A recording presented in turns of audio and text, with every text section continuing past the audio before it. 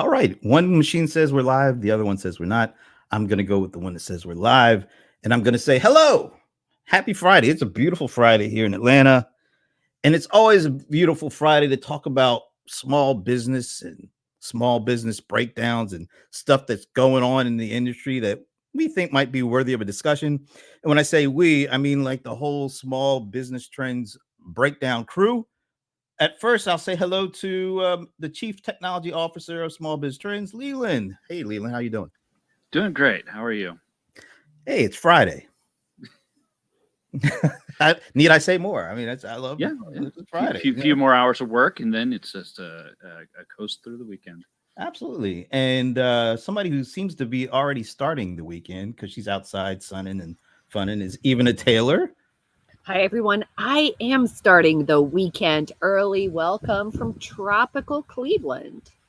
I can never get used to tropical and Cleveland being right next to each other, but hey, it's good. I'm glad it's tropical in Cleveland. That's a good thing. Let's see what it's like in the kind of the Northeast with Mr. Ramon Ray. How are you, sir? Hey, I'm doing fantastic. And I don't want to be so contrarian, but I do. It's just the weekend, like coasting to no. What if we want to put blog post up, look at analytics, do some CRM, see what our Facebook clicks are Saturday and Sunday? I mean, thank you, Leland and Brent, but some of us, have different lives. And even as like the vacation, I can't take it. Hello, everybody. Nice to have you all here. Welcome to Friday. Yeah, we feel so welcomed by you with that. Thanks, I try, but anyway, I try. And I don't know why he's always the last one I introduce, but maybe it's because he's usually the last one that shows up. Anyway, he is the cold one. He is the bold one. He is John Cold Rice Lawson. Best for last.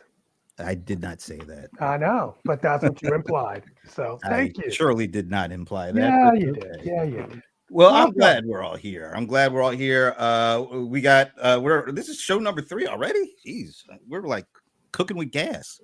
Time flies when you're having fun on a Friday. Wow. Okay. So this show we're going to kind of dedicate to something that I participated in with the fine folks at Zoho. We did fielded a survey of 1,000 U.S. employees, and we were really curious to find out about their experiences and their thoughts around AI and data privacy, and if there was any impact to their feelings of data privacy after using AI, and more particularly generative AI. So we fielded this survey, got 1,000 responses. The audience is from big companies to small companies of lots of different industries and fields and functional areas. So I thought it'd be interesting, since we have convened the small biz expert crew here, to get your take on some of the results, and also just to get your perspective on where you see things when it comes to the world of small business and generative AI, and AI in particular, and how data is viewed from a data privacy standpoint. So I have a couple of slides that I would like to go through and get your take on some of the findings, and also even ask you maybe a question or two to see if you are kind of in line with the results. Matter of fact, I think I'm going to do that first. So let me go to this slide here. We did a question.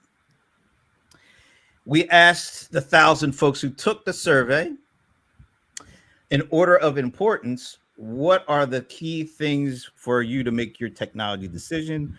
And we asked them, this could be from your personal use of technology. I'm not going to go down the whole list, but I'm going to ask you about 2.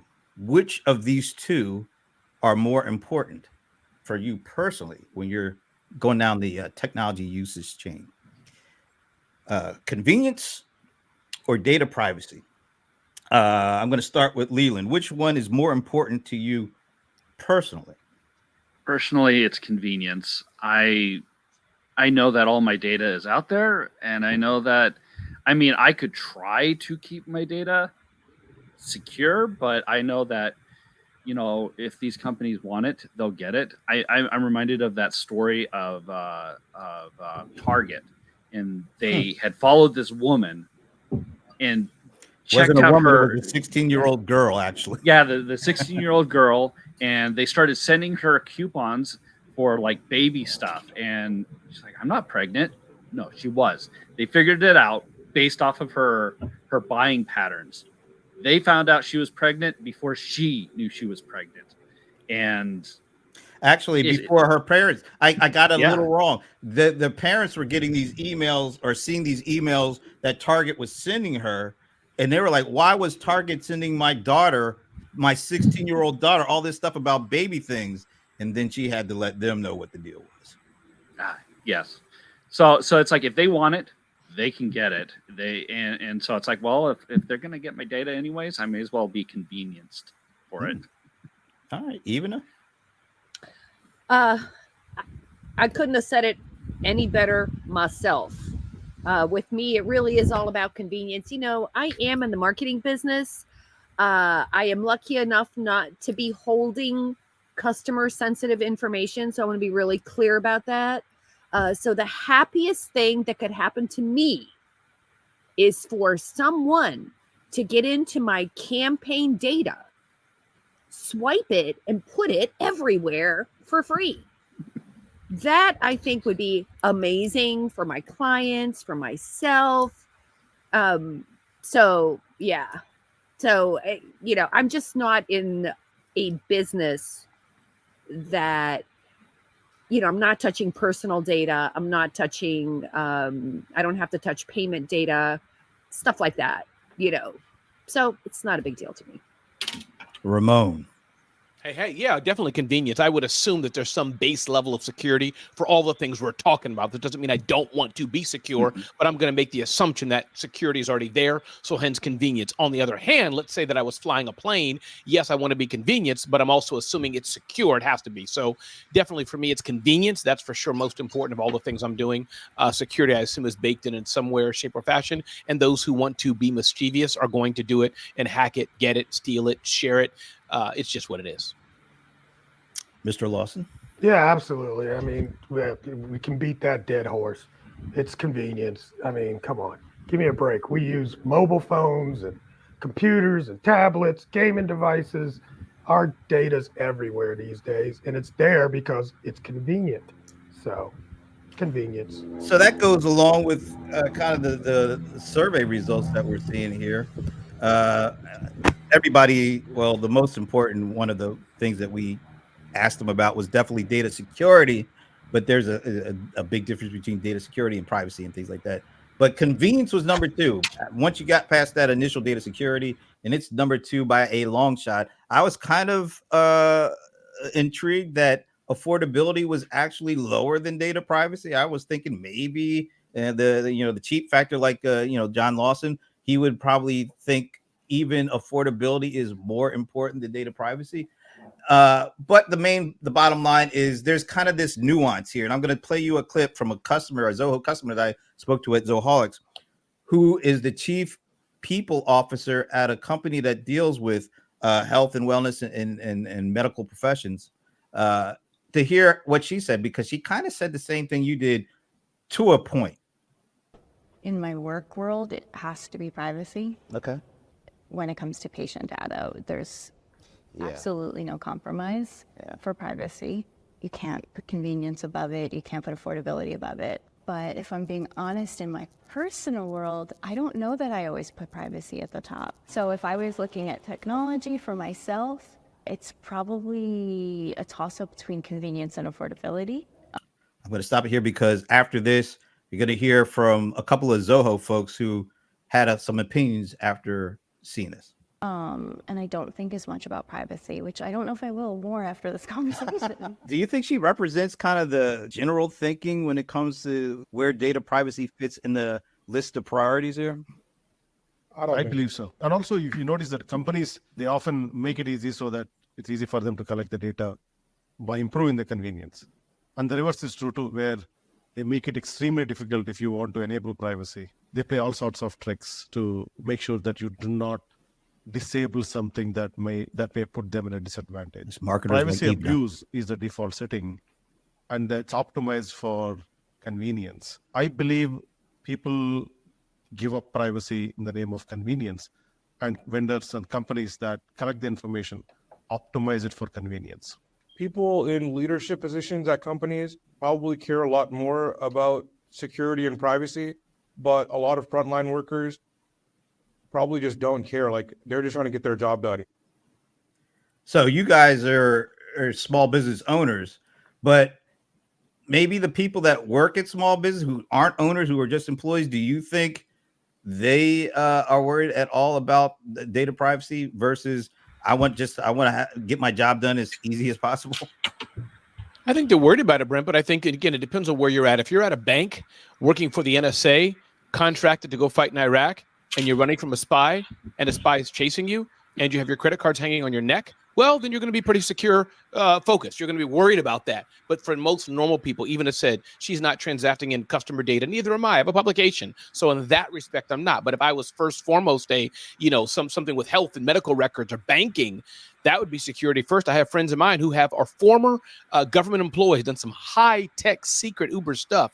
Those people, it's security first, air gap networks, etc. So I think for most normal people, unless there's an exception, it's ease of use first. We just put our data into Uber, hit the little button, and away we go, and nobody cares.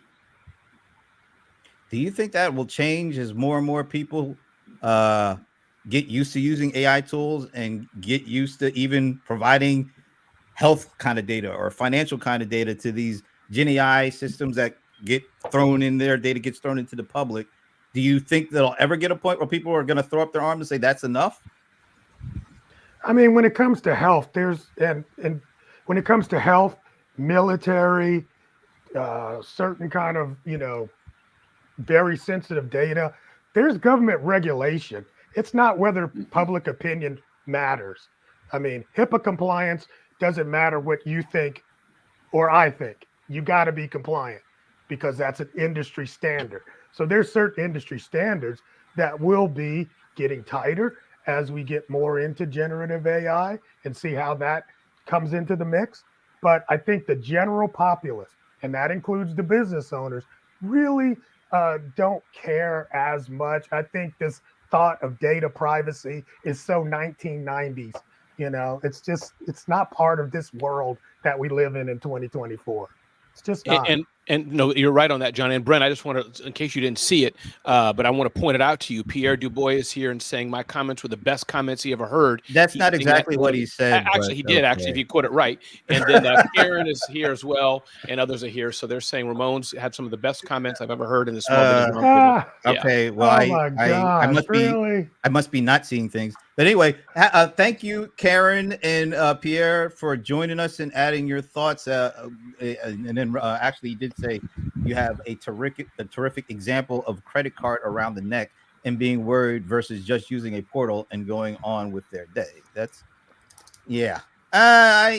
We'll see how things progress because we're going to be doing this survey over time. But that's interesting. I love this feedback. And Karen actually said sometimes they ask too many unrelated questions. Okay, interesting. All right.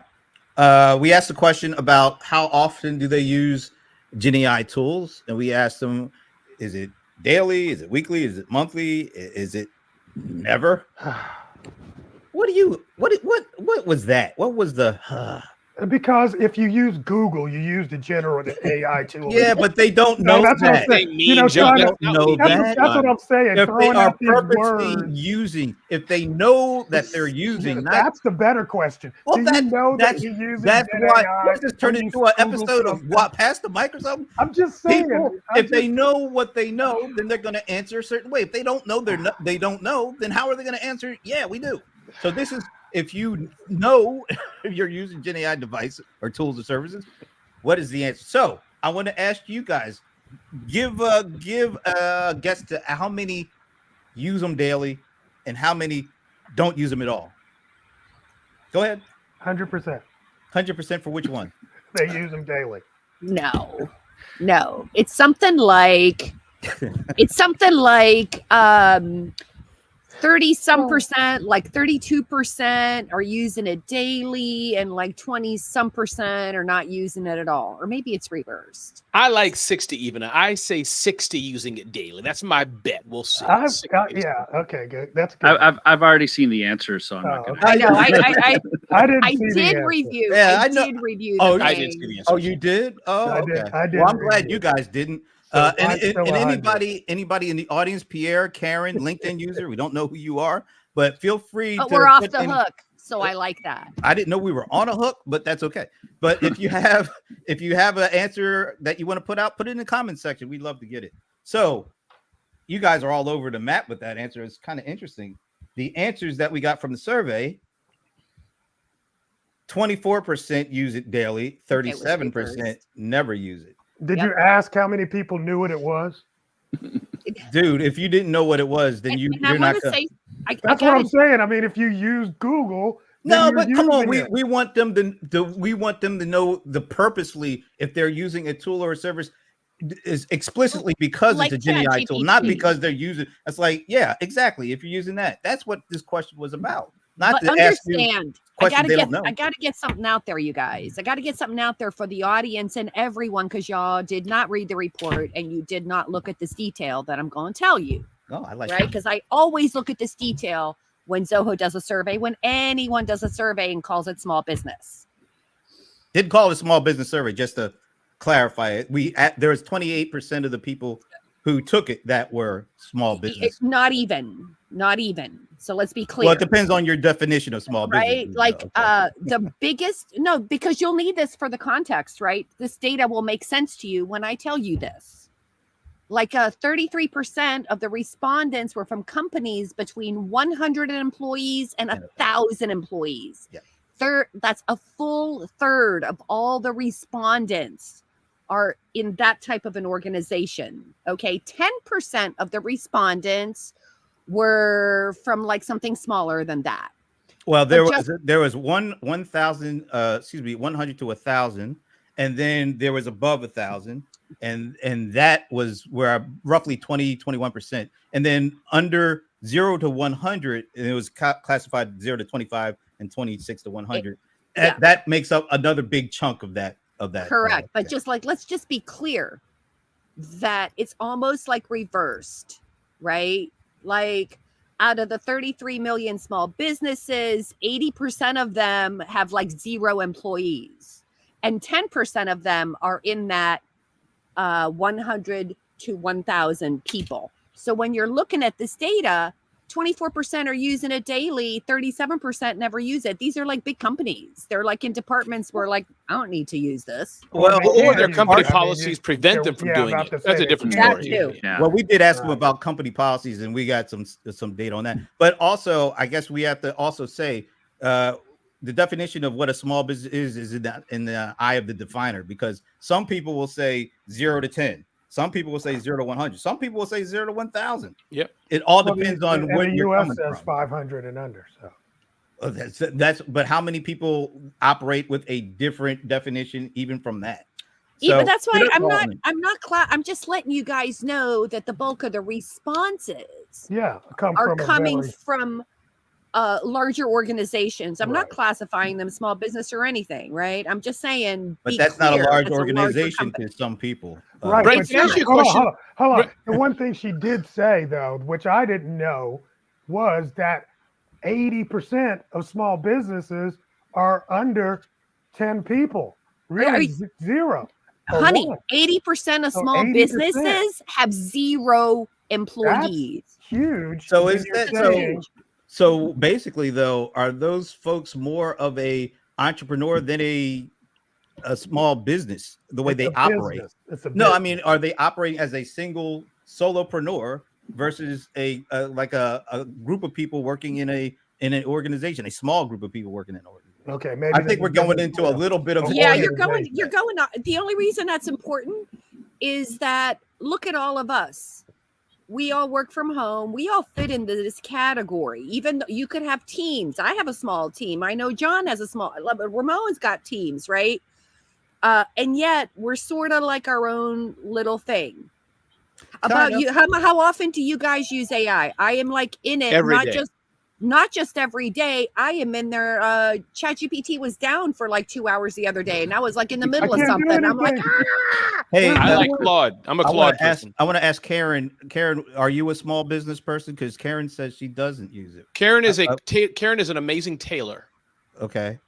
Does that mean she's a Oh, small business? well, see, there She's you go. small, I love yeah. that. She's an amazing tailor. I would just tell you who She's she is. She's even a a micro. tailor. Yeah, she's a small business owner and she's a tailor. Okay, so Yeah. I think sometimes we're in the tech bubble.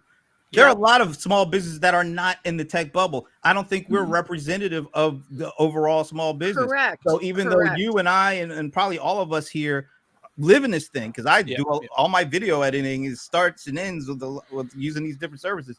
But there's like the majority of people are not living in this bubble, and they don't have an idea what this stuff is and what good it is. And I'm not saying that's a good thing or a bad thing. I think in the long run, it's probably a bad If thing. you have a nail salon, if you have a beauty salon, if you have a restaurant, if you're I don't want to get into like financial planning and legal professional services, right? I don't know if that's already starting to creep in. But like to this point here on this data chart, I am not surprised that 37% don't use it. And I didn't go to me that they don't like it, because that is a statistics that I know you're going to get to.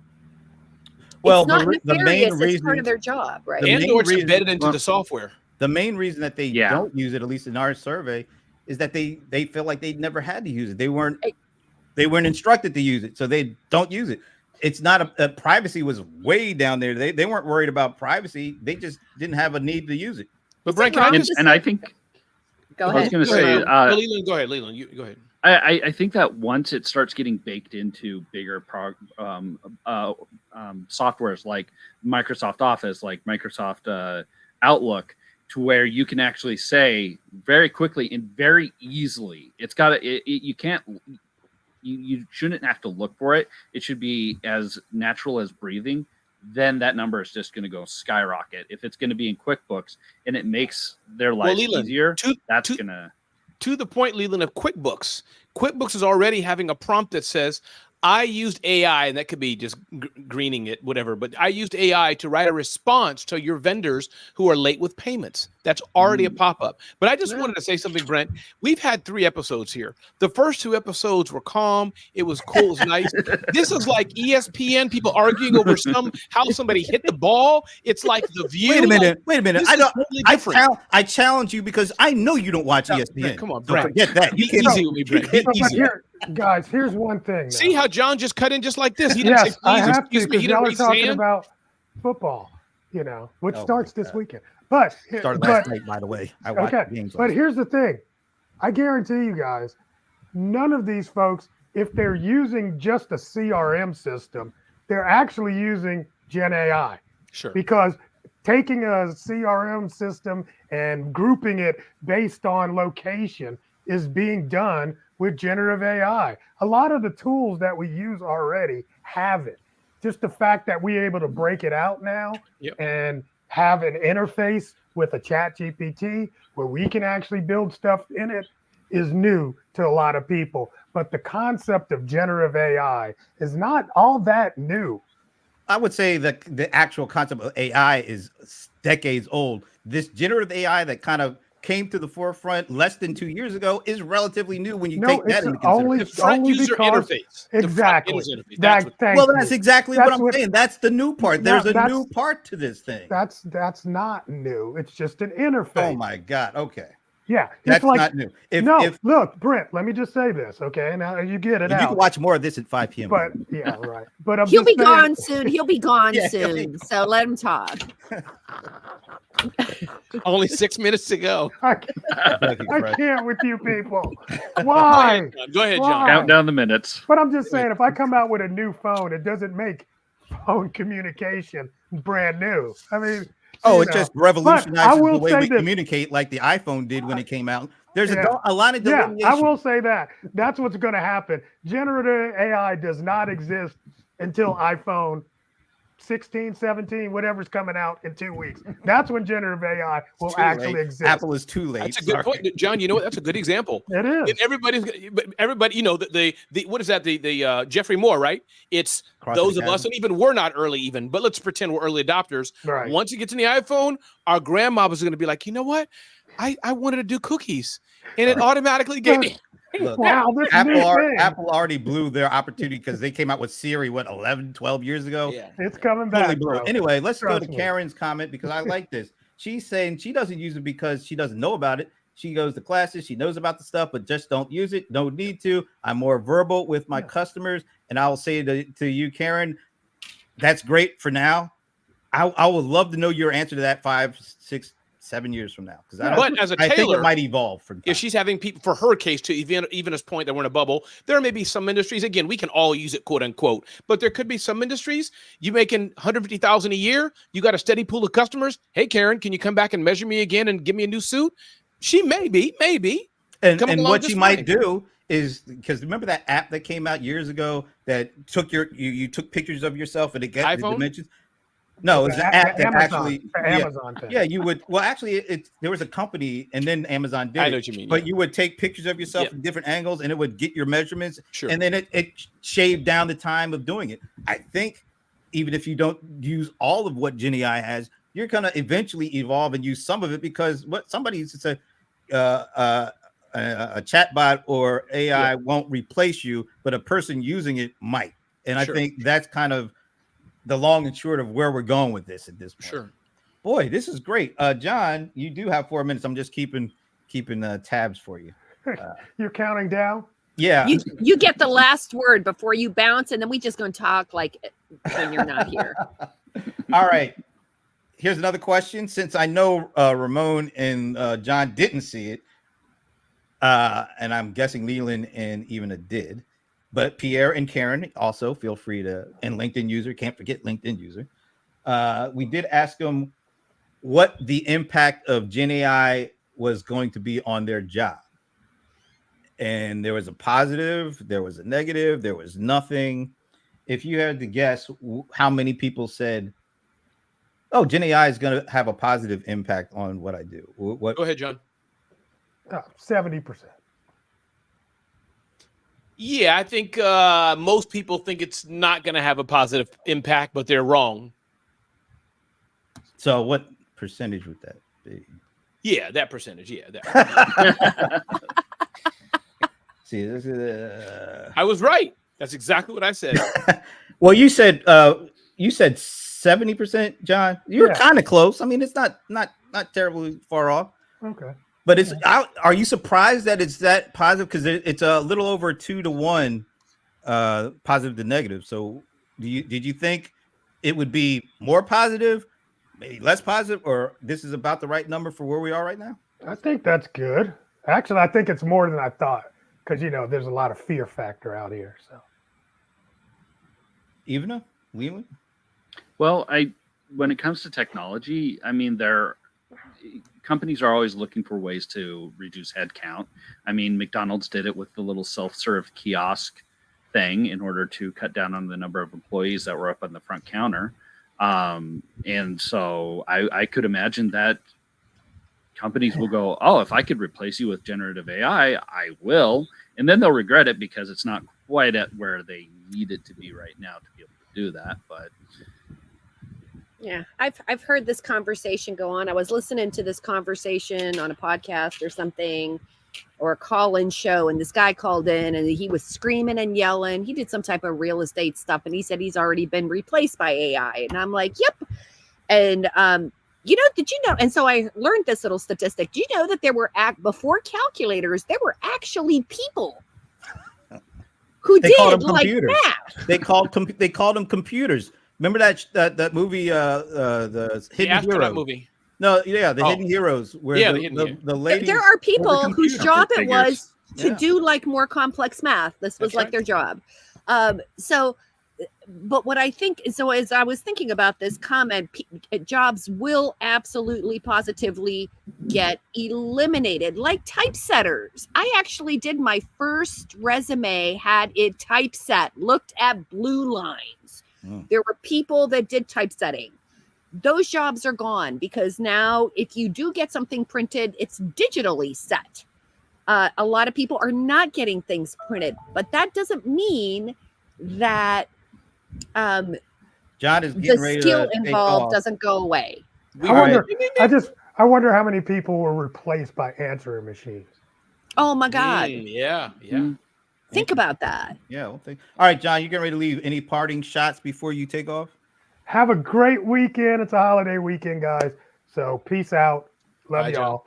Once again, no promo for 5 o'clock. If you're going to do that, and get to know John Lawson at Colder Ice. All things Colder Ice. John is the foremost AI expert, foremost e-commerce expert, amazing person who knows small business growth and more. Check out John Lawson. Search him on Colder Ice. He's legit, the real deal. I like him, and you will too. I got that on recording. You're going way too far. You'll get the bill later. By the way, notice how he stuck around a little longer just so I he could did. hear That one I had to hear. So much for him having to go. Now he's going to be late somewhere else. Get out of here. Get out of here. He's going to be late somewhere. Oh, yeah. Hidden Figures, not Hidden Heroes. Yeah, Hidden Figures. Yeah, absolutely. Okay.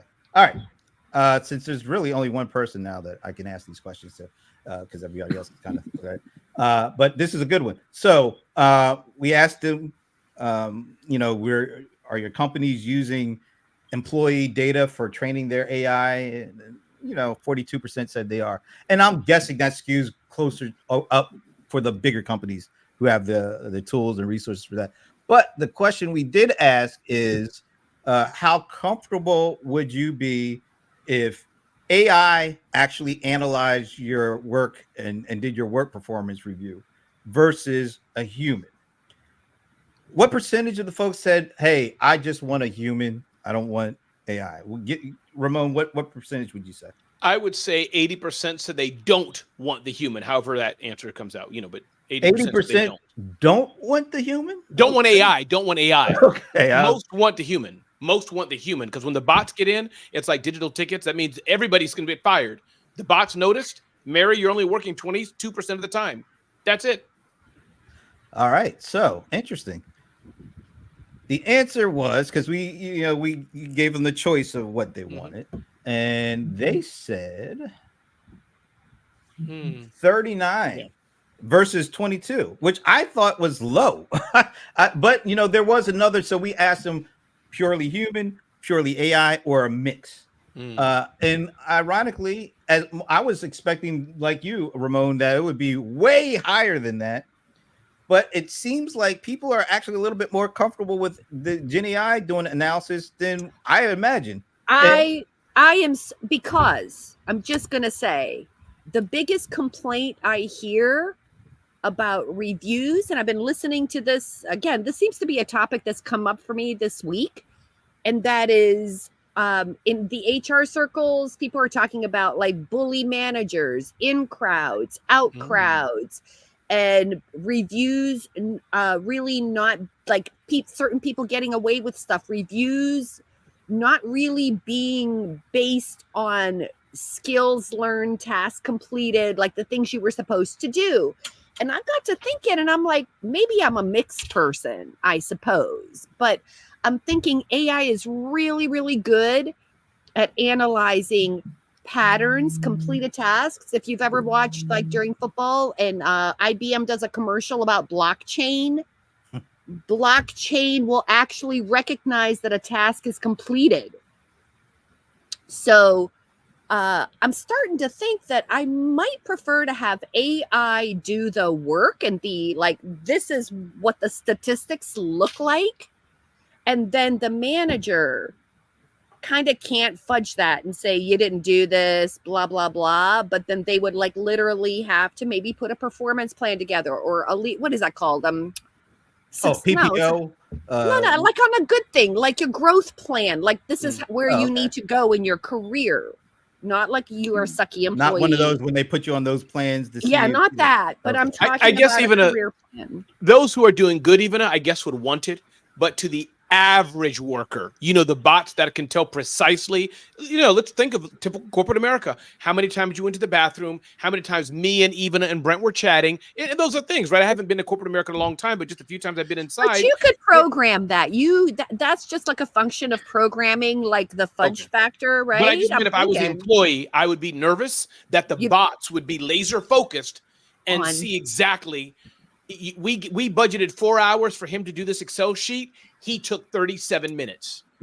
Ramon, this is what those little mouse bots are for. Yep, that's right.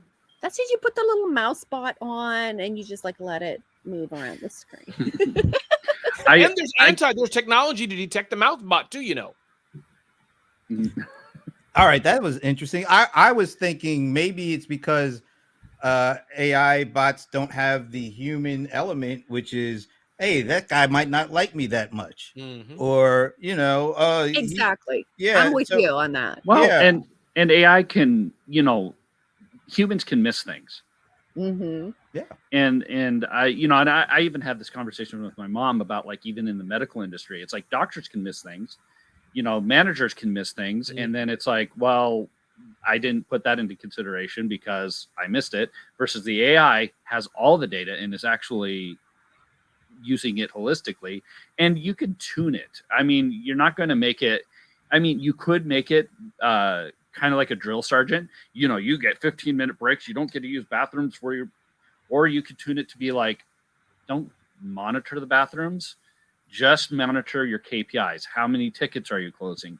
How long are you taking to do tasks? Is it, we're going to give it a little bit of leeway. If it takes you 45 minutes to do something that should be 40 minutes, we're not going to care. But if all of a sudden we're seeing that it takes 3 hours to do a 40-minute task, that's going to raise some red flags. And that can come into like a meeting with an actual a manager, where they can actually address that and say, look, we see from our metrics that you're taking a lot more time. Let's address this. Let's get you to a better position. I like it. I think there's a place for it. I'm with you, Leland. I think people miss things. And I also think I thought I was mistaken, but like something like 30 some years ago, I thought that we had figured out that people work within the systems they are given. Employees, I'm an optimist. Most people want to do a good job. They're trying to do a good job. So when you were saying that, Leland, if they notice that something went from 45 minutes to 3 hours, I would not think that employee was bad. I would actually be thinking, hey, what happened?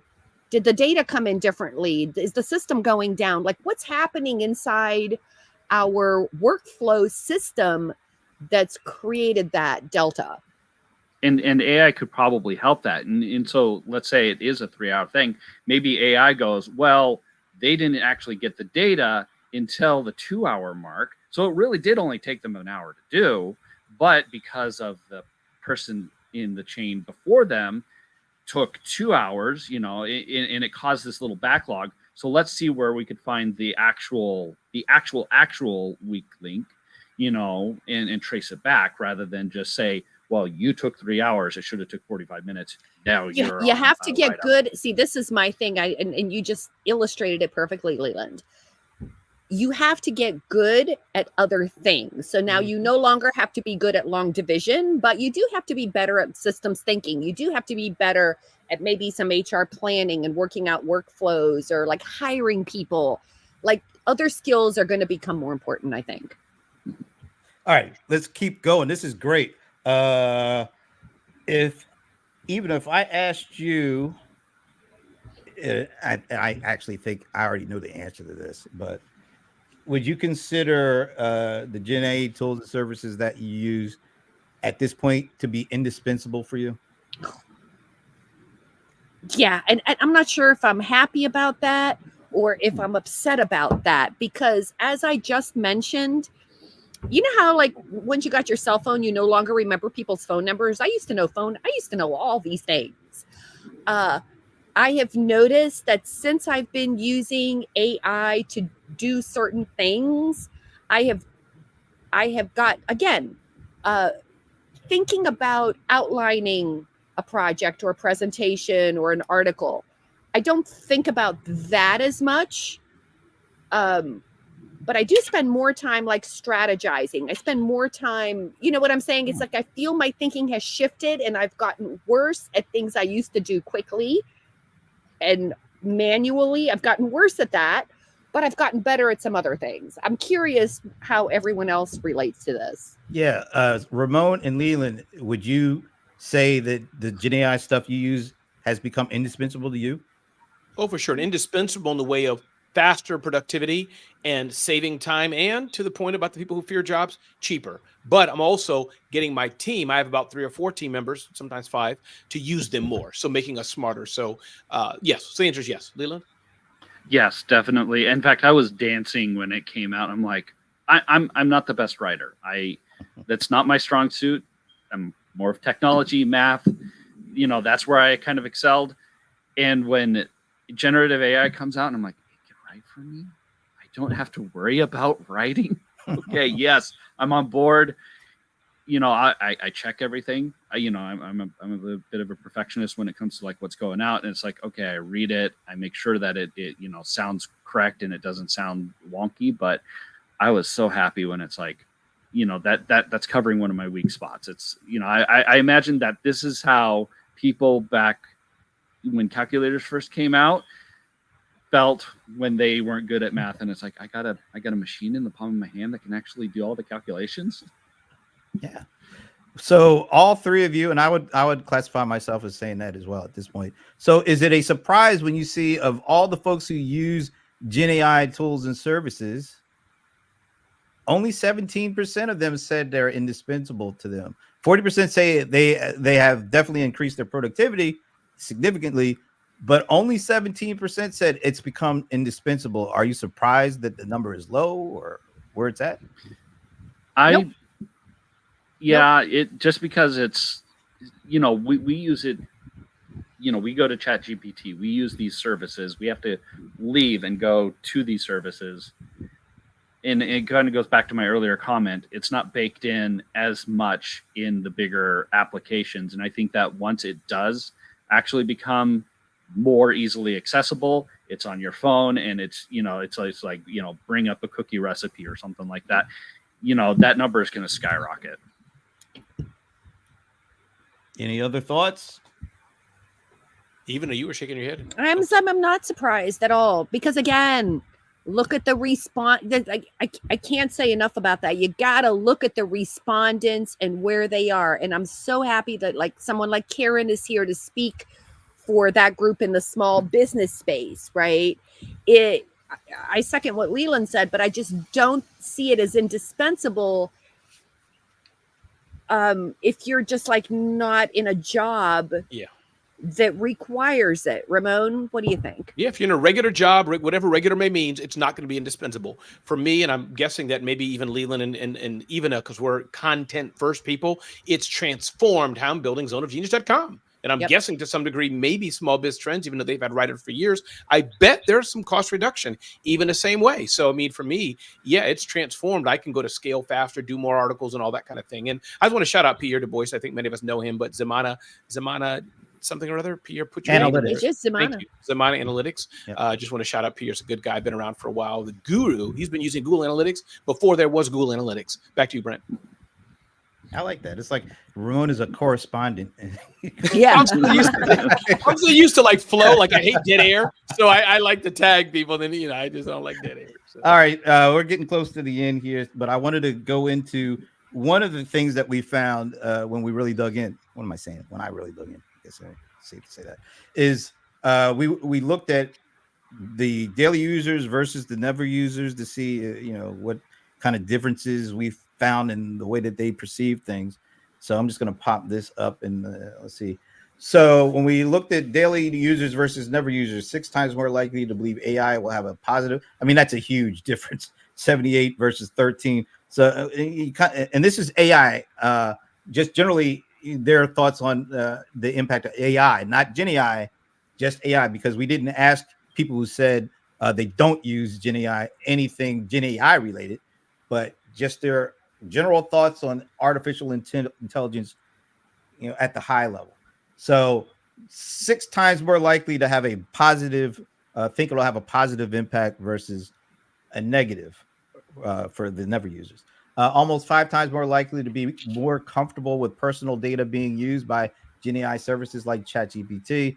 3.5 times more likely to feel comfortable with AI analyzing their work performance than non-Gen AI users. So there's something in there that says if you are a regular user of it, you get more comfortable with it, you allow it to do more things.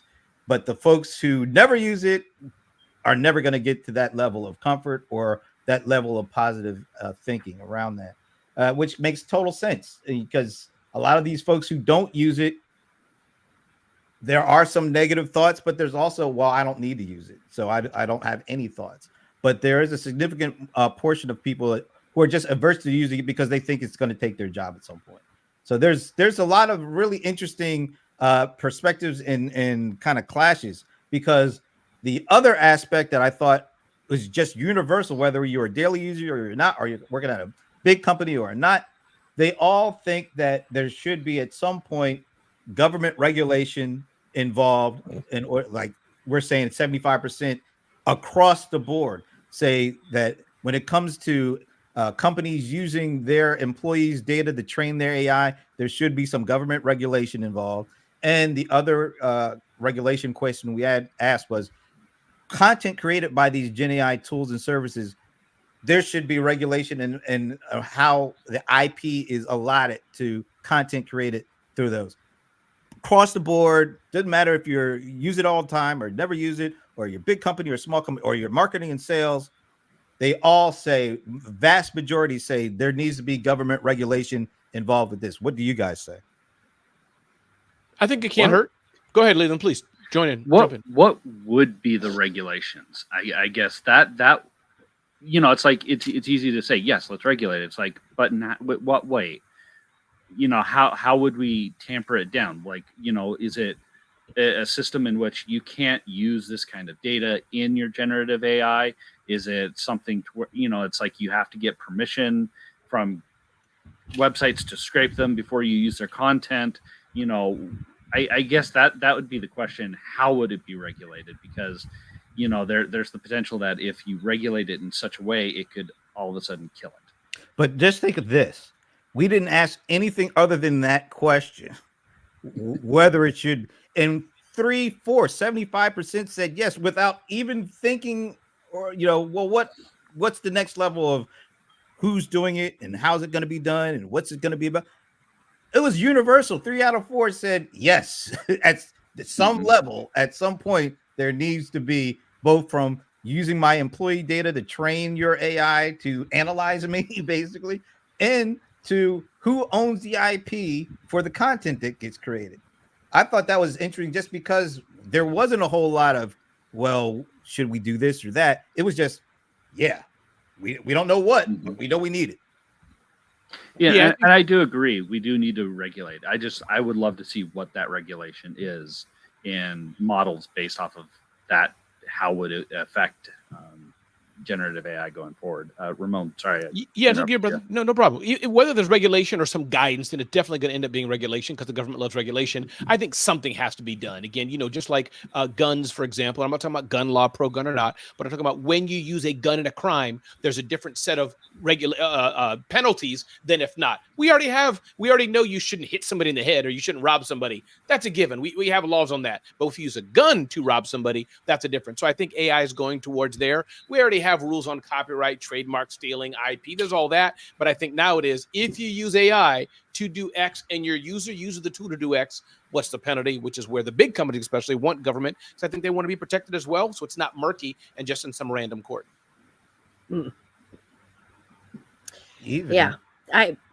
You're the marketer here. I am the marketer I'm really here. interested in hearing your answer.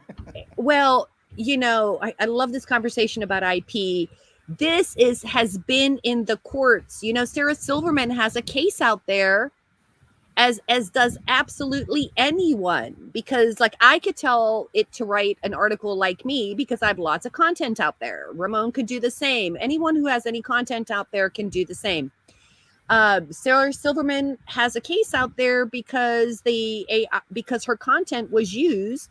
And even to tell us who Sarah is, I have no clue. Sarah Silverman is a comedian, right? Okay. So she's an artist, right? So you can say that for any artist, Oprah, like anybody, right? If you have content out there, Adam Sandler, people like that, where content is their livelihood, and that content, you pay for that. You go see a show, whatever, right?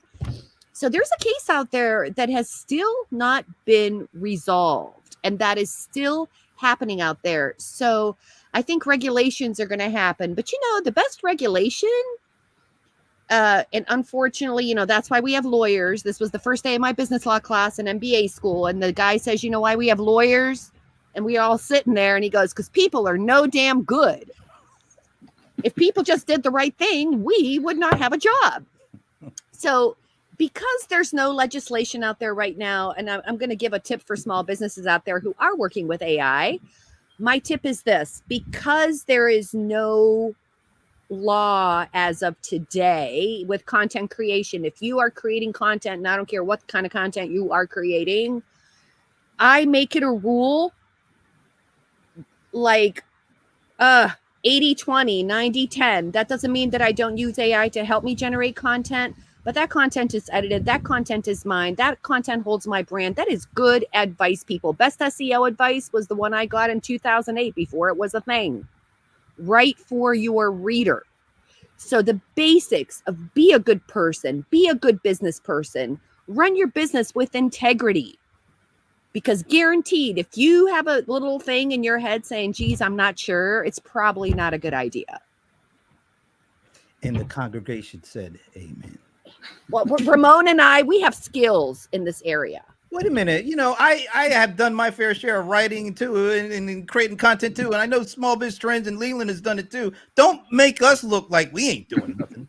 I'm not. I'm absolutely. I'm not but you're saying an that. analyst, Brent. You're Brent Leary, analyst. Yeah. We're like even a Taylor, publisher, editor, writer, blogger. You know, you're in the room with the warm pink cashews. We're in the room with the cold cashews, Brent. So it's like, yeah, well, I am talking. I'm talking to the audience here of small business owners who are struggling to deal with what does this data mean? What does it mean for me? What can I do?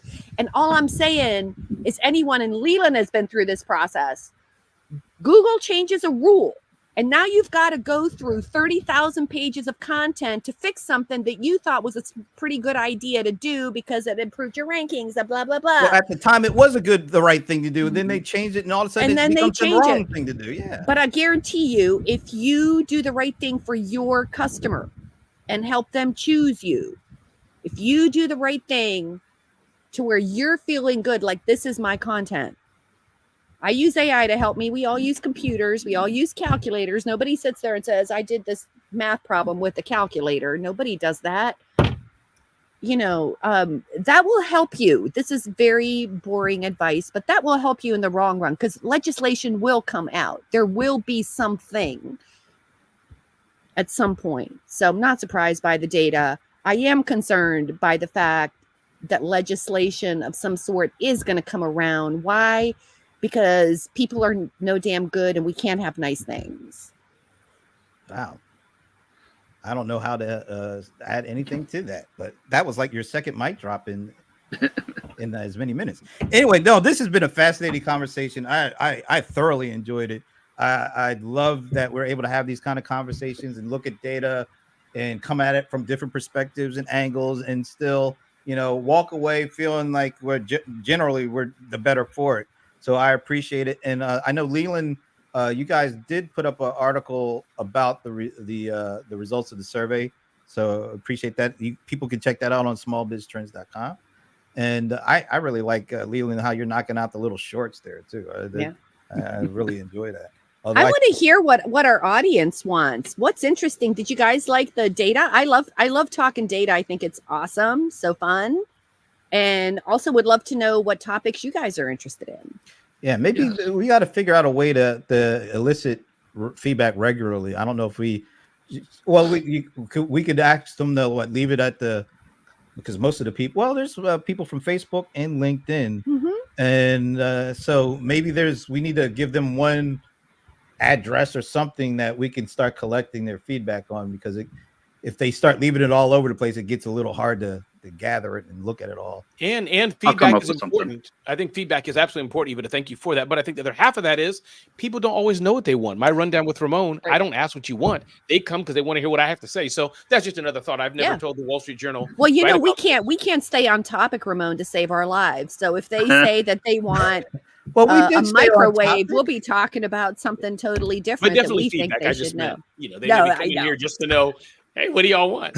We stayed on topic today.